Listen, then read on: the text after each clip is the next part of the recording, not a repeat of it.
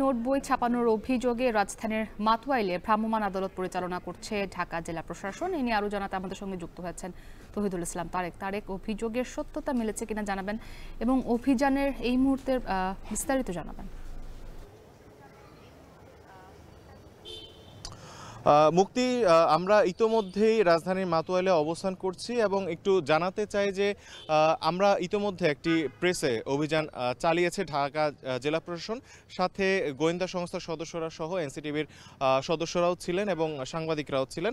তবে ওই প্রেসে অভিযান চালানোর পর কোনো সত্যতা মিলেনি। তবে যে বিষয়টা সেখানে ঘটেছে হচ্ছে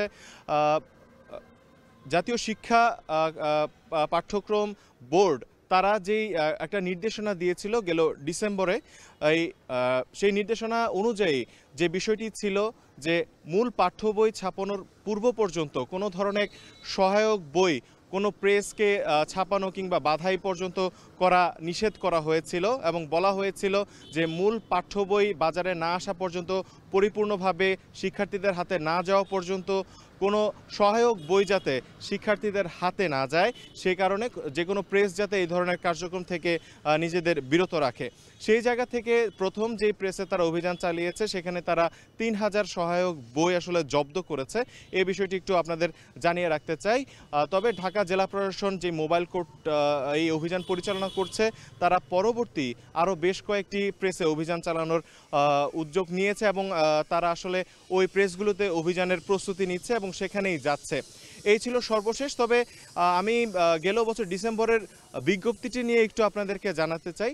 যে বিষয়টা ছিল বিজ্ঞপ্তিতে, গেল বছর ডিসেম্বরের ৩ তারিখে জাতীয় পাঠ্যক্রম বোর্ড তারা একটি নোটিশ এবং বিজ্ঞপ্তি প্রদান করা হয়েছিল, যেখানে বলা হয়েছিল আসলে যে গেল জুলাইতে যে ঐতিহাসিক গণ অভ্যুত্থান হয়েছে, সেই অভ্যুত্থানের পর যে পাঠ্য বইগুলো রয়েছে সেগুলো পরিমার্জন করে ছাপানো সহ যে কার্যক্রমগুলো রয়েছে সেগুলো আসলে একটু বিলম্ব হয়েছে। কিন্তু জাতীয় পাঠ্যক্রম বোর্ডের যেই মূল টার্গেট যে সকল শিক্ষার্থীর কাছে এই বই পৌঁছানো তাদের হাতে, সেই কার্যক্রমটা যাতে আরও বেগবান করা যেতে পারে এবং সকলের হাতে বই পৌঁছানো নিশ্চিত করা যেতে পারে, সেই বিষয়টিকে অ্যাড্রেস করে তারা আসলে বলেছিল যে যে কোনো প্রেস যাতে বই সরবরাহ পূর্বে যে বাইন্ডিং আছে এবং ছাপানো আছে, এই কাজগুলো যাতে আসলে তারা বন্ধ রাখে। তো সেই বিষয়টিকে লক্ষ্য রেখে তারা অভিযান পরিচালনা করছেন।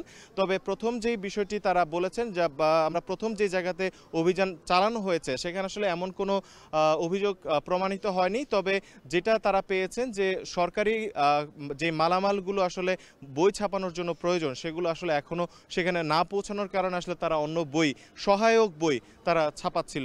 তবে ম্যাজিস্ট্রেট আমাদেরকে যে বিষয়টি বলেছেন যে সহায়ক বই অন্য যে কোনো কারণেও আসলে ছাপানো নিষেধ